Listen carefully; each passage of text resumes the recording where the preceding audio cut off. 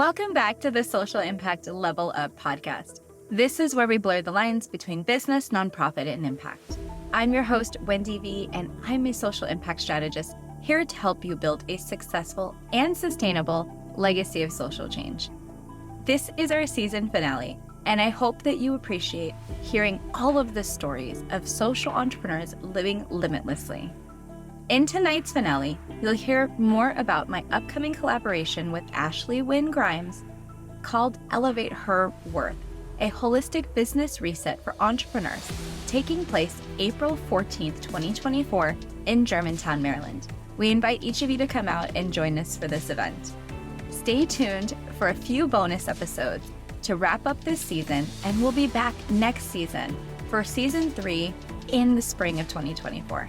Can't wait to see you there, and thanks for being part of the collective. Let's jump right into today's episode.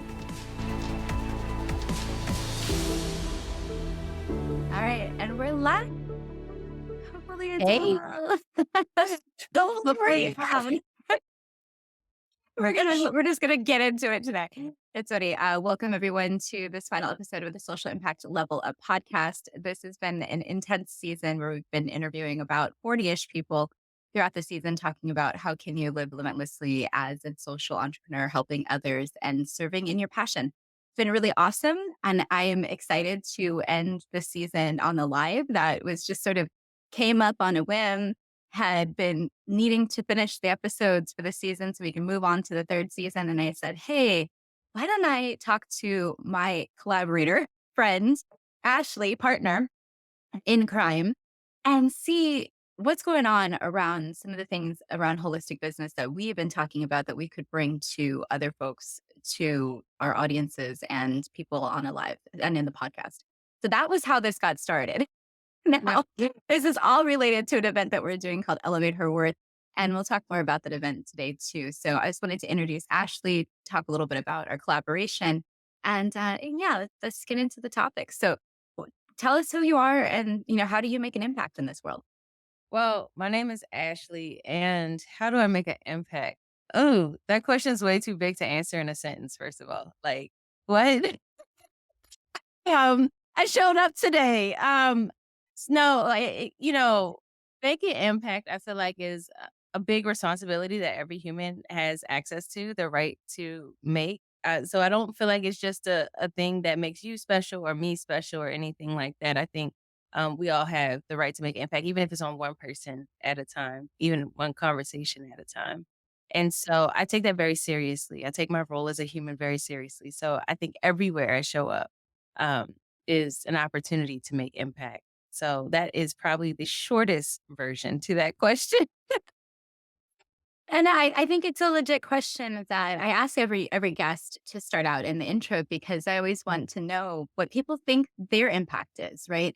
And I love your answer. It's like, all of us have the potential to make impact as humans if we show up in that way. And it doesn't have to be anything special about me or you. Or, there's things you could do every single day to help others and really make a difference. And I love that about the entrepreneur community is I think so many people get that and come to it from a mindset of, I want to help others, and therefore I'm going to use my purpose, my mission as a vehicle to do that. And I'm just curious, like, how did you get started as an entrepreneur and decide, oh yeah, I'm going to start I'm going to start moving in this direction?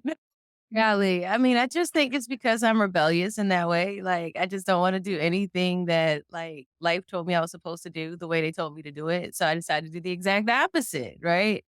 And I did it in the most rebellious way possible, like seriously. And it was literally go to school, get your degree, get married, have your kids, go through the whole thing, right? And one day I looked up, I was a victim of cyber theft. $15,000 was stolen out of my bank account. I was wondering how the F blank bomb can this thing happen so simply and quickly? And I'm sitting here just working for a paycheck here. Like it just didn't. It did. The math wasn't math and real. It wasn't equating in my head. So I was like, okay, I'm gonna do something, and I want to do it uniquely. And when I tell people this, they're always like, clutches pearls. Ashley decided she was going to go into the cannabis industry and become what we call a cannabis nurse, and that's literally how it started, and it was just me fumbling the ball and trying to figure it out, person to patient to client to, and beyond, and it just has worked, and trial and error, and that's my story. I think entrepreneurship is that trial and error for sure. And we all have a different story. That's the thing I love about this is that you see everybody's story is different. I think a lot of people listen to the podcast know same thing. I lost my job. It was like not planned that I would be an entrepreneur. I thought I'd be working in the government forever and I'd be like with my golden handcuffs and my 401k, super happy and chilling. Yeah, I think everyone thought for my, I mean, I've been in the government for 15 years since I was 25. Like that was my career path. And so choosing to do something as radical as not having a paycheck every 2 weeks. Like people, I think people thought like, okay, how long is she going to last? Like we were rooting for you. We watched you, Right. we watched you do the damn thing, but we're also kind of wondering like, when you going to give this up, come back to the government. Right. It was a funny conversation when I was like, no, it's still 2.5, 3 years in. Like Yeah. Yeah. we're still going. Yeah. So it's interesting to me all the time. It's like, I'm still here. I know people play in a way trying to see, do I want to pursue entrepreneurship? How do I get started? Wondering, I know at one point I didn't know how businesses got started. So thinking about that and that space that I was in right in the transition, or you were just describing in that transition, there's things that you have to learn so that you can keep that balance and like actually choose entrepreneurship versus seeing an overwhelming thing. I'm trying to do a side hustle, try to do my 9 to 5, try to do my family at this point, like whatever all you have going on. So what would you say was that thing that kicked you over that barrier and said, no, like this is for me. I'm gonna choose my passion. I'm gonna move forward with this versus I just could go back to whatever I was doing before, which for you was nursing, for me was the government. Yeah. So, how did you keep going past that first barrier of like that I'm choosing this road? So it felt like it wasn't a choice. Like I don't know. It didn't feel like a choice to me. It felt like that's just what needed to happen. Um, and I feel like every decision that I made was because it needed to happen. Like people are suffering. And specifically the area that I went into, cannabis nursing, there are a lot of people who do not have access to cannabis medicine who literally suffer in silence every day. The most vulnerable populations. And it's a cash business. And the people who need access to it and don't have access to it should have access to at least information. And I knew I could give it. And so that wasn't a choice. Go back to your comfy job or to, save the lives of the people who need access to the information that's just sitting there lying dormant in your head and you should be blessed about. Yeah. Like that to me wasn't, but I think as entrepreneurs, the ones that are successful, the ones that I've seen be successful, have a lot of audacity and are going to do the radical things that people feel like are options, whereas us, we make the hard decisions that don't feel like they're options at all. And I think that's the difference for a lot of people. I don't know if everybody should be an entrepreneur, but I know there are certain qualities that So you should yeah, definitely say that not everybody should be an entrepreneur because it's not for everyone, right? And I think not that choosing your own path, it for me was a daily choice where I had to wake up and say, I'm not going to choose to look for another job, or I'm not going to choose to get distracted in this way. I'm going to go down the road of, starting my brand, building my business, setting my services up, doing my website, like all those little pieces that most of us have somehow or another gotten done in some way, shape, or form, or yeah. just got some good referrals that kept it moving.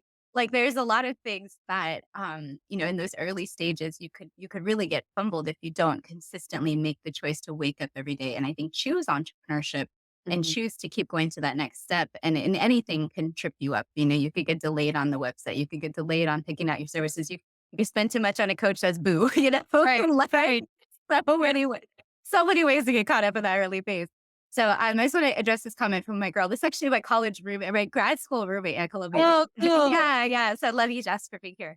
She said, courage and so scary. Thank you for having this conversation. I mean, I think it's important to talk about that because as women in our 40s, 30s, late 30s, 40s, 50s, sometimes the paths that we choose, or even the things that happen in your life, like family and career and changes in your health or changes in your parents, like anything can mean that your circumstances have opened the door for another opportunity.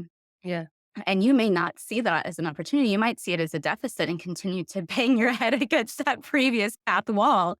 But if you, like what Ashley and I are talking about, see it as like, hey, no, this is the thing for me and go for it. it might be you finally find your purpose. So you finally find that calling of which you're supposed to be doing, but you were too busy over here banging your head against that wall. And I don't know if you feel that way, but that's definitely the way my journey had went.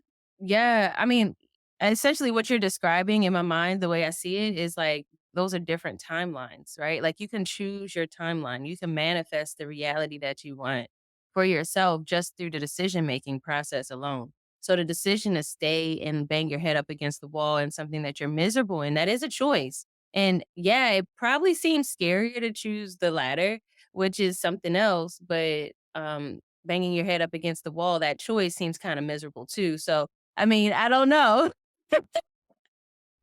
Whatever. Scary, miserable, scary, miserable. I'll go with it. We go with scary. Like, I don't know. I feel like this is, and it's funny because I feel like people are just getting introduced to our regular conversations. Like these are the things that we talk about all the time as we have our brunches and our lunches and things together. And this is the purpose of why we wanted to have a day for women to just come together and talk about all those things that have been part of the journey, because Yeah. sometimes there isn't this sisterhood or camaraderie. There's almost kind of like a unspoken like respect. Like I see you over there doing your thing in your sphere in your niche, and that's cool. And how successful are you? Okay, cool. I see your metrics, but it's not really like an open, welcoming kind of learn from each other, vibe together, collectively elevate kind of conversation all the time. And I think that was the difference when I met you is we were both like, da da da da da da. So that like Yeah. all of the topics, all of the things. And it was such a beautiful energy. And I just wanted to be able to share that with other people. And so I think this live is just a way to do that for folks who couldn't join us for the in-person event. But do you want to talk about like when I introduced the event to you, like what were you thinking? And I was like, hey, let's do this thing together. I felt like it was right on time. Like I wasn't shocked. I wasn't surprised. I just felt like it like you mentioned before, we came together and it just felt like a very authentic energy and we were like genuinely trying to support each other in what we were going through in the moment. And I think that camaraderie like naturally just led up to us wanting to be together. So it felt very natural. It felt almost predictable if we were watching a movie or something like that. Like, that's kinda what it felt like. "Okay, well, next scene, guys," you know? And it's And like Oprah and Gail meet and they're like, hey, let's actually do this together instead of you right, by yourself, Oprah. so it felt really good, and I just think it's so important that we do have more spaces where we can open up and be authentic with each other and you know, and here's the other thing, the type of conversation too. There are so many conversations that just go untalked about. We talk when we mo women don't talk about money, women don't talk about business, women don't talk about parenting issues, women don't talk about physical issues, we don't talk about cannabis like, we don't talk about there's a lot of conversations that just don't get had, but the crazy thing is we're all going through the same thing. And I think that sometimes when you blend the wellness and business, they go hand in hand for me because of the idea that you have to be able to show up to do the things that you're supposed to do to serve your clients or to be able to show up to have your products and things be sold. So you can't kind of just operate in a vacuum of like, oh, all my time is going to be spent on just my business or all my time is going to be spent, with my family or on solving this problem. Because the other beautiful thing about entrepreneurship is you get to decide where to allocate your time. And I think that's the first fumble in entrepreneurship might be, when you're trying to allocate that and not knowing, quite how to do it. But if you do have all these different priorities in your life and you can use your time wisely to be able to show up in those places, you could have, when some of my friends have a 15-hour work week or a 20-hour work week, and the rest of the time is dedicated to those needs of the family or some of those other issues that have come up. And I think that, at least for me, like my health and other topics, my wellness journey, my fitness, like all these other things, those are part of that finding balance time that I have to allocate for myself throughout the week. So I can't keep thinking, oh, I've got to show up 9 to 5 in my business because then I just sort of locked myself into what I left. I know, is it? And we all do that. I feel like we all go through a version of that where we create the golden shackles that we just tried to leave in the first place. But I will say this, I feel like in the beginning, because we still have to have structure. You know what I mean? And so in the beginning, what we do is we'll be like, okay, this is the only thing that it makes sense is to work from 9 to 5. Like it's the only thing that seems rational in our heads because that's what we're familiar with. But then once you get to this point where you realize, like, wait, I don't have to do that. I'm gonna I'm gonna meditate right now. Like the second that you give yourself permission to cross that like invisible line, it's like all of a sudden it's like, wow, now the world of possibilities open up. So yeah, I feel Oh, man. I feel you. We were talking about like what is this definition of your soft life success, right? Like, well, mine was today when I got a deep tissue massage for like 2 hours. And I mean, every single everywhere is. I literally fell off the table because I was so soft. I couldn't hold my whole body. I was just let me just fall onto this couch right here. Let's it's a Monday, and, like, people probably would be like, "Well, why weren't you out entrepreneuring, earning money on, like, a Monday afternoon?" And I'm like, "Because I was getting a massage." Well, right. I knew that was fantastic too. It was such a we good use of and we time. deserve massages, and massages support the endocannabinoid system, and massages help us feel relaxed, and so that way we can be energized for our next client, right? Well, it just Like helped me not feel like, when I'm sitting and standing, when on my standing desk or my sitting desk, either way, my back was hurting, right? So now I'm like, oh my God, I feel like a 12-year-old. And then I've got mobility I haven't had since I was 15. This is great. Okay, so Jessica asked her the question, which I love that you're still here, Jess. I'm going to show this question. Um, as I'm excited about my mobility, let's talk about. Do you think we need to reconsider the 9 to 5 40-hour work week? There's so many other people, perhaps better options. So many other and perhaps better options. My body and mind wants to pause at 3 p.m. What well, suggestions do you have for others who want to explore different work schedule and more work life balance? I'm going to let you answer this because I think I have like an odd answer, but you answer. What do you think? so the first thing that came to mind and as you were reading it is taking into account our human design. Not everybody is intended to work a full 40-hour work week and don't have and literally do not have the capacity to do so. So it should be considered to take like real intentional pauses and breaks in your work. I know in the nursing field, breaks aren't really breaks, but they're like moments in time where you're technically still working and eating at the same time. Um, so you Is that possible? And you also go to the bathroom too, though. right. But at the same time, no, we just never make it to the bathroom. We just kill our kidneys in the process. Like we are just so sick this way. And think it's totally normal, right? So, but one of the things that comes up for us is to really take a second to like leave the place that are we're expected to work. Like leave the unit. Find a place to really sit and at least spend like 10 minutes of mindful eating, even sitting back and meditating for a couple seconds, taking a 5-minute nap, like that's a real thing that I'm a projector by nature. That those are real things that I need in order to get through the day because I won't make a full I just won't make it. I'll be cranky, I'll be foggy, I won't be clear, I will not perform. Like there's a whole list of things that just cannot happen just because my energy sustainability just won't make it through. And so leveraging different tools like that, meditation, grounding, eating properly, mindfulness, all that, I think will contribute to a better work life balance. I mean, most of us, and I'll be honest about this, most of us can't get out of a 40-hour work week and we have to be there and we have to save face. We have to show up. So, what do you do while your face is present to help you create balance for yourself? Yeah, and that's the thing I was gonna say is sometimes you're restricted by the hours that your work allows you to work, right? So, I mean, I've heard some flexible hours where people are like, "We don't care if it's 3 in the morning, you just get your work done and we gotta keep it moving."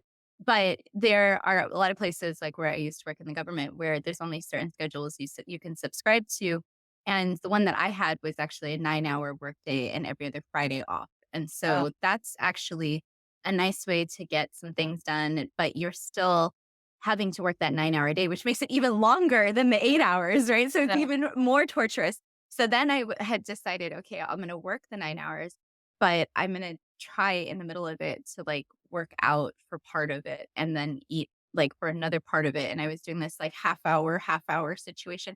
It never really quite balanced itself out. Mhm. And so I think my point is like if your body wants to pause at 3 p.m., you probably have to find a way to do that because your energy level has probably gone so low by that time that the rest of the time that you're there is not very effective anyway, right? Like if you didn't take the pause. Yeah. So is there an option to like within the schedule that you have to maybe make your lunch a little later or try to figure out if can I take like if I work an extra half hour, can I take a half hour break at 3 p.m. or does that not work at all for my kids and my schedule? There's like a lot of other thoughts to do, but it might be something as simple as like, can I take a 15-minute break to journal and like leave my desk and Yeah. go to another part of the wherever I'm located? I have now my dog who's barking in the background that I walk every day at 4 p.m. So regardless of whatever else is going on, I have to get up at 4. Like 3:30 or 4, I gotta get up. I'm moving, I'm outside, I'm walking for like at least 20, 30 minutes. But I do still come back and work some days till like 6 or 7. And it doesn't bother me to do that because I've taken that like pause and gone all the way outside and like completely separated from the work and then come back and check back in. And I find that I'm able to check in for like those solid 1 or 2 hours that I have left to work. So Well, that's just what works for me. you know, and I think you make a good point there too, because we like as entrepreneurs, we tend to work more hours than 40 hours anyway throughout the week. And the ironic thing about it is because we're so driven, we're so passionate, it fills our cup. Like I think that also plays a part in why we're able to sustain that energy in a way. Like I wrote a whole book in 20 days. Like, how is that possible? Right? You know, like, but I was so into it. I was so driven to do it. Like it, the necessity like met the need in the moment. And so I think part of it too is finding work that really satisfies you. And I guess that goes back to the original question, career change sounds scary. Well, could it be that if you went somewhere that really filled your cup, that maybe you could work past 3 and maybe even work till midnight? I don't know. Like, and you would never even notice. Yeah. Yeah. No, I find myself on the weekends making stuff and working and things that are considered work, marketing or other things that are fun, right? Mhm. Because some of the stuff that we do as entrepreneurs, you got to say it's fun. Like it's not like we're toiling away in a dungeon, pushing buttons and turning widgets around. We're actually out networking, meeting people, making connections, helping people with problems, solving problems. Like there's a lot of joy that comes out of the work you do as an entrepreneur.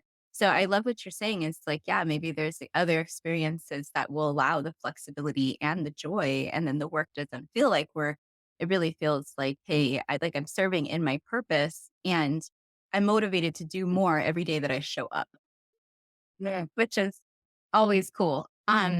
So I know we started talking about the schedule and that piece, and I wanted to make sure we got to that in this episode. So I think it is really important. You said early on, you had to keep like thinking about or fine tuning your schedule because you do have to work at it when you Yeah. first choose entrepreneurship to hold yourself accountable to do the things you need to do to be successful. So how did you work that initially? Like, with going from a 9 to 5 where things are, prescribed for you or whatever shift you were working was prescribed for you, like you couldn't even use the restroom, you couldn't even eat lunch, pretty rigid. To then having to be entirely in charge of your time. How did you make that transition and do it in a way that, didn't So like it didn't have any kind of disruption for you? Or maybe it did. I don't know. it did, absolutely. So, leaving my job, I feel like it was a significant mourning experience. Um, I had worked in the hospital my entire adult career. So the idea of leaving a hospital was seemed glorified and glamorous but when I actually did it, I was like, it was a total culture shock. I was like, whoa, I had to go through the whole process of, wait, so I'm not showing up to a hospital today. But specific to time, I think I actually had the opposite problem with time management where I would overexert myself. So I would work constantly. Like that's all I could think about. That's all I wanted to do. That like I you could not stop me because I was determined that this thing was going to be successful. And I felt like the only way that this could be successful was if I was always doing something. Because if I wasn't doing something, that means I was doing nothing. And therefore, how could I have the right to not have a job if I'm not doing something? And so, yeah, so that was kind of the trap that Oh, no, I I went through that phase too. fell down. Now is the phase where I built 2 websites. I don't know why. To this day, I probably got like 4 websites and like 20 domains. Wait, I'm like, how was that for tenants? Oh, I remember that was also the phase where I started this podcast with a glass of wine and just tinkering out of my laptop at 9 p.m. on a Friday night. Right. Like I went through this intense phase of working hours that were not only odd, but it was just like I had already worked the regular hours. Now I'm Yeah. still here. Yeah.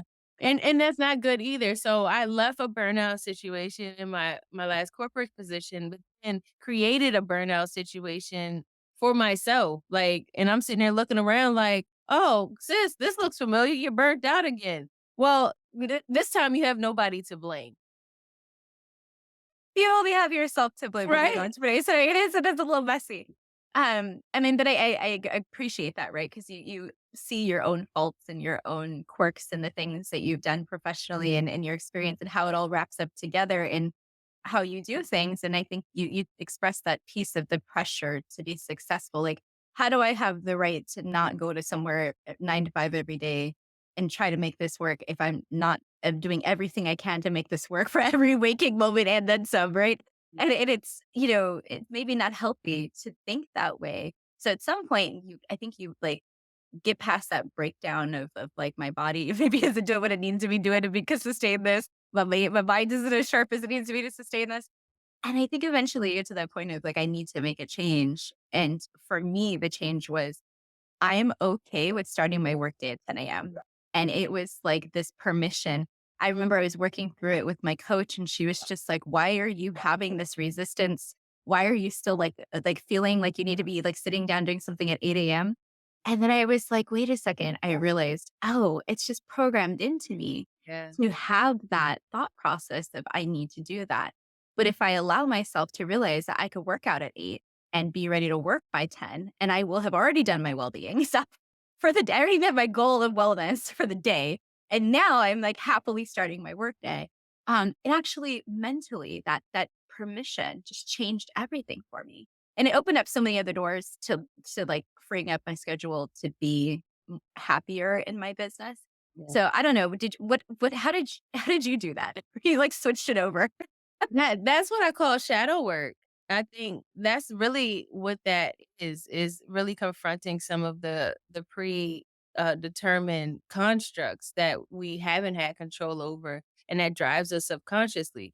And they will show up in entrepreneurship. And this goes back to why like talking about holistic care of the entrepreneur becomes really important. It's not just about what you know and what you can do and how you can make some money. It's how can you take care of yourself? And we're talking not just the physical body, getting up and exercising. We're talking about mental stability and clarity, emotional stability and clarity, and even spiritual stability and clarity. Because a lot of people don't realize that spirituality comes up very often because you're often doing things that haven't been set, like hasn't been taught to us or pre-programmed to us. So we're constantly meeting ourselves at these resistance points. And that's a lot of the reason why we fail. Yeah, and those resistance points can sometimes be created by yourself, and you're like, "Oh, Yeah. I'm just over here by myself in my own head. I need to process this Yeah. for a day." And then you, Right. in entrepreneur land, to like taking a day to just think is like a totally legit. Yes, That for is a legit real. work activity. Yes, ma'am. You need to cry. I love when I hear entrepreneurs say, "You know what? I just spent the day crying." Good.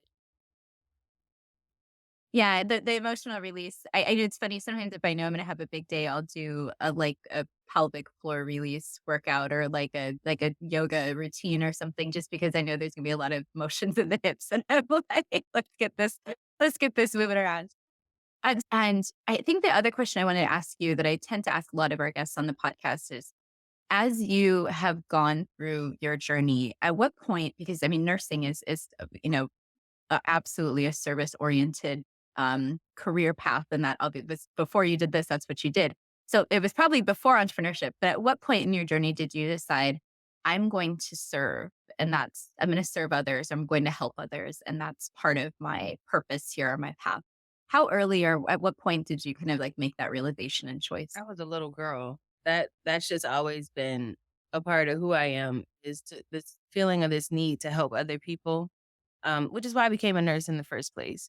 So for me, probably as early as 7 years old. It was between being a teacher or being I really wanted to be a pediatrician because I like kids. I still like them, but my patience for them has gone down dramatically. Oh, but that might be because now you're a mother. So, That's probably the biggest thing because I am a mother and, and there's an energy about children that I just can't meet all the time. You see what I'm saying? And so, and I know that and I recognize that about myself. But in certain capacities. So anyway, it was either becoming a teacher or becoming a pediatrician. I didn't know anything about being a nurse. It was actually one of those things where somebody was like, "You know what? You really should be a nurse." And I said, "Oh, I don't know what that is." And then signed up and applied to become one. And then I went to my nursing practicum and I realized that being a nurse for these children wasn't going to work out for me because that was a lot. I had to put an NG tube in the baby's nose to stomach, and yet nope, that was the end of that pipe dream. And then, so after that, I didn't know what I wanted to do, but I did know that I continue to want to help people. So early in my career, it felt amazing to just see people get better. It felt amazing to know that I was contributing to, just a healthier life, things like that. But at some point, it became not enough, just because of the healthcare system that we work within. And so I was like, okay, there has to be something more to this. It has to be something more to helping people, and I can do this. I got my master's degree in nursing education. And again, I wasn't going to be faculty in nobody's college. That wasn't going to work. Ash, come on. Like, what? And so, fast forward later, I said, okay, I'm going to work for a big corporate health system. And I was like, you could help a million people this way. Like, you can have all the impact in the world this way. But it was just too big. And again, the system just really interfered with that. And so I decided to take things on my own terms and try a different route and a different path to being able to help people. And in the process of trying to help people, because everybody I run into mirrors me in some way, as I started to run into that situation, I started to see myself clearer and clearer and clearer. So it became more and more apparent that I need to take care of me first, and then I'd be better able to take care of the people that I serve. That's so interesting. And I love that like our journeys had these parallels because just the idea of big systems and not serving the people that serve in them, but also not serving the people they serve at the same time, Yeah. like properly. Like it's the most weirdest thing. And I know we've discussed this dichotomy before because it's always like it's unhealthy to be on either side. Either you're the person providing the service within the system, you're not feeling healthy and loved and getting the love from the system, you're also the person who's supposed to be getting the service, and you're like, "Wait a second, this isn't working for me either." And I think that with, when I chose this path, it's very similar to you. Someone told me I had been down the road. Well, I guess I first thought about helping others and serving when I was a peer social worker kind of in middle school. So I was really young. And that I didn't know what social work was. I was just like a peer support person. I didn't like understand that I was already in social work. It was kind of funny. And then I went to college for it was psychology, but like cognitive psychology. So not at all working with patients, but we're working with like, research and things like that. And then at some point in a practicum or an internship, one of the women goes, I think you're actually more of like a social worker. And other people had been trying to convince me to go to law school, to like to go do a PhD, like do all these different things. And I was like, oh, let's look into this social work thing. And as soon as I started looking into it, I was like, okay, I like this, but I don't like people. And that was the funny part. I'm like, I like people, but I don't want to do like a people facing everyday kind of role. Because that is a lot, and like you said with the babies, like, your limitation at some point wasn't there, and I realized that before I even went to school, and I said, "Let me find a program that allows me to serve on a macro level," and so I chose a macro level social work program, went to Columbia, did that, and then went into policy because that was exactly in my brain, like you said, how I could reach the most people or how I could have the biggest impact.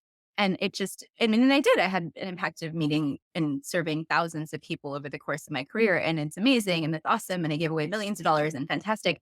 But at the same time, I never saw any of those people. But I saw it went like the total other way where you're like, oh, I don't want to really see people every day, but I also want to see people sometimes. Yes, And yes. so in this like coaching, entrepreneurship, holistic business coaching, it's nice because you do some projects where you're kind of doing things. You're maybe not seeing people.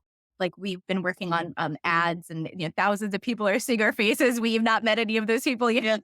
But Yeah. other times you're working one on one with your clients and you're really seeing transformation. And so I just wanted to leave this live with two examples from each of our businesses of like, what does transformation look like for your clients? And how are we like going to be bringing that to the event? Yeah. So kick it off.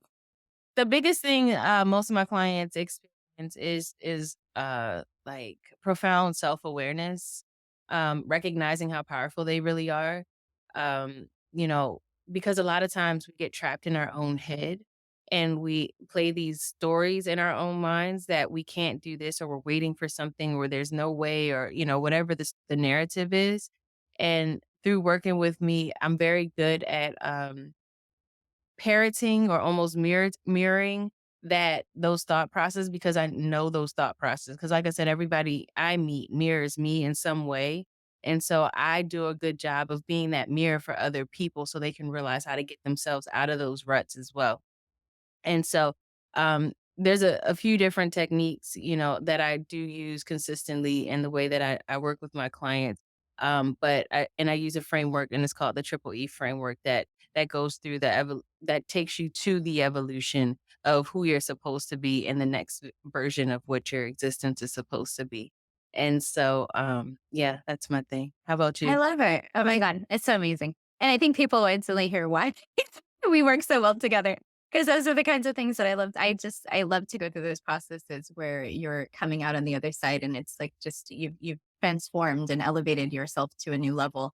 I think from my clients, a lot of the times because I'm a generator. So I'm really good at the strategy and the how does this work and like dig in and look at it and be like, yeah, that analytically, there's missing these pieces here and here. So a lot of the times I just let my clients brain dump and I'm like, give me all that you got. Like if it's muddled around in your brain and it's like not sorted out and it's a half baked idea, like let's work through the process of it. Let's get it organized. Let's get you moving and find a point that you can be successful entering into this vision that you have.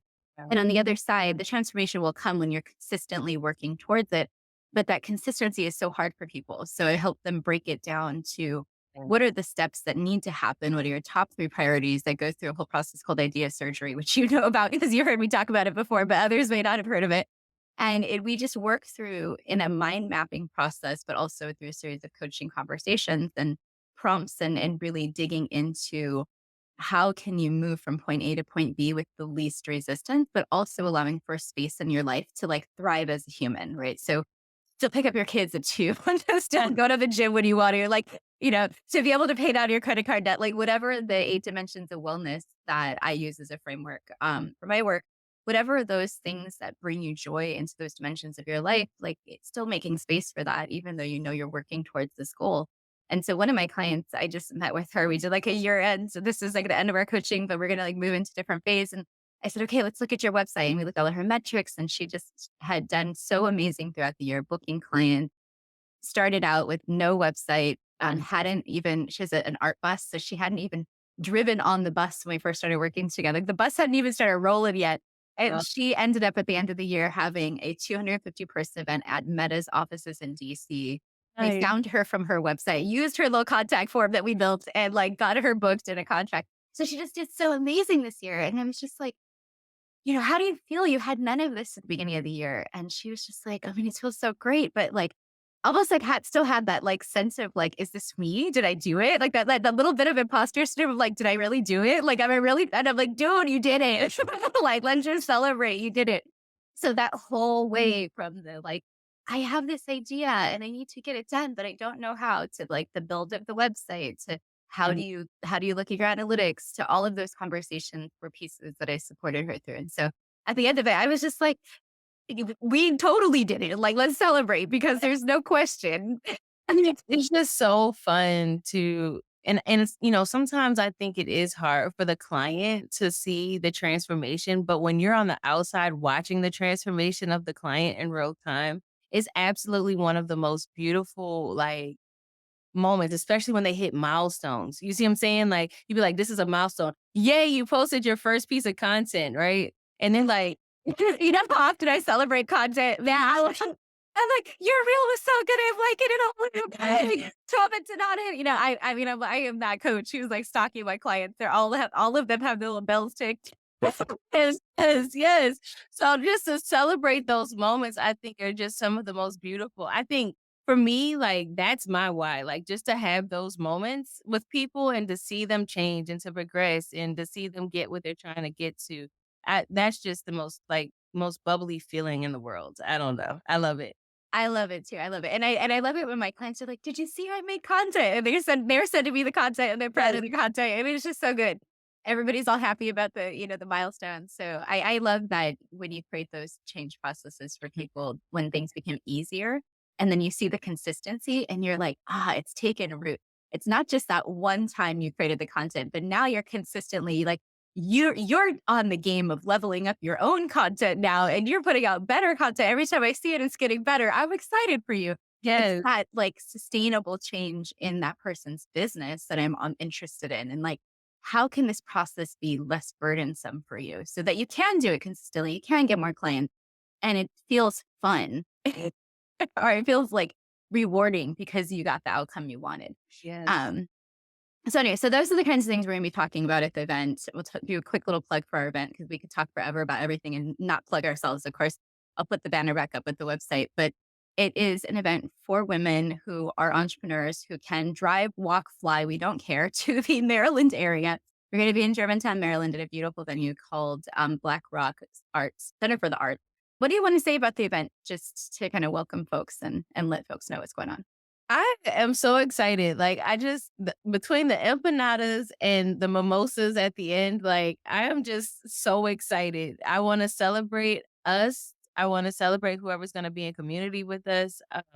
I, we're going to do the headshots, which, chef's kiss.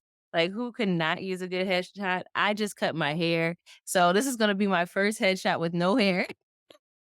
I know. I just went more like red from having blonde highlights. So I gotta figure out what I'm gonna do with my hair for these. I mean, I gotta figure out an outfit. We got the whole thing. I think the thing I'm most excited about is just how it's come together with the concept and the folks behind it. My two interns have been helping us out. Bree and Charlene have been amazing. And then also our homeboy Justin, who's been helping us with the ads all the Oh way my from the God. Philippines. Justin is like killing it. We've got like an amazing team behind this, y'all. And it's not just me and you. Like we're the ones here on the flyer who are out on the ad, but it's not just the two of us. It's just got a whole team. And I'm excited how it's just even in that team, people have been saying, "Oh my God, I really want to come to this event. I'm really excited to be at this event and just be together." Right? It's this idea of community and coming together. And that's really what my goal is going to be for the next year is how to keep building these communities, Yeah. whether it's online or, whatever virtual types of things. We're going to be doing a LinkedIn audio in this week too. Those types of community events are amazing connections for networking, for learning from other entrepreneurs, for supporting other businesses, and for particularly supporting other women-owned businesses. So that's the thing that I'm most excited about is being able to come together and learn about other people that you could refer to, that you can support in different ways. Um, Definitely excited about some mimosas and some empanadas. Then hearing about that, we're also planning on having some door prizes and some other things going on. So we got a lot of tricks up our sleeves. There may or may not be some crystals going on that day. We never know. Never know with the two of us. So I think it's gonna be really fun. I have not done, I think, an in-person event like this ever. So this is gonna be a good one. I'm Yes. excited. I'm So excited. yeah, so hopefully folks will come on in. The URL is here. We have a coupon right now. I should put the code up. It's capital letters manifest now, and you get $100 off of registration. So that is going out around. I'll make sure I put it in the comments for the live in case anybody watches the replay wants to get in the door. And yeah, let's close it on up and let's go and hang out and enjoy our evening. Yeah. So, what do you want to say to close up your this is the first time I'm sure you'll be back on the podcast. It's the first time you're on the podcast. Anything you want to say to our podcast audience or our live audience Anything you want. Go ahead. Oh man, what's that? What? Final message. You get what? I'll do one after, so you're not the final. Don't worry. All right, follow me on Instagram at Cannabis Nursing Solutions. I'm also at Ashley Gets It Done. That's all I got. And Ashley is a founder of both Cannabis Nursing Solutions and Let's Reignite. And she is my partner for Elevate Her Worth, which is our event that is coming up. It is a holistic energy reset for entrepreneurs. And it will be here in Germantown, Maryland, which is where we both sort of reside in the Maryland area. So hopefully if you're in the DMV and you want to come out, please let us know. And we'll be happy to have you there and greet you and bring you your mimosa. So thanks for everyone for this wonderful season of the Social Impact Level Up podcast. This has been just amazing to interview so many different people. Like I said, we have a couple of bonus episodes coming up. So you'll see a few more episodes that'll come out, but this is officially our close for the season. We'll start season 3 in a few months. We'll have all new episodes with all new people coming to interview, and it'll be amazing. So good to see you all again. And thanks for being here. Thanks for listening to our podcast and being part of our life. Take care, everyone.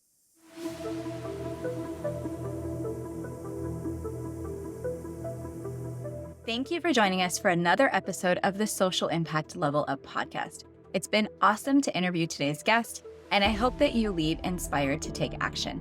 If you're looking for any information we discussed in today's episode, it's probably down in the show notes. Make sure that you're checking that out and clicking on any of the links that seem amazing to you.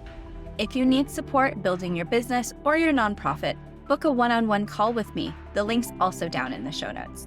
Thanks for being part of the Social Impact Level Up Collective, and get ready for season 3 coming up this spring.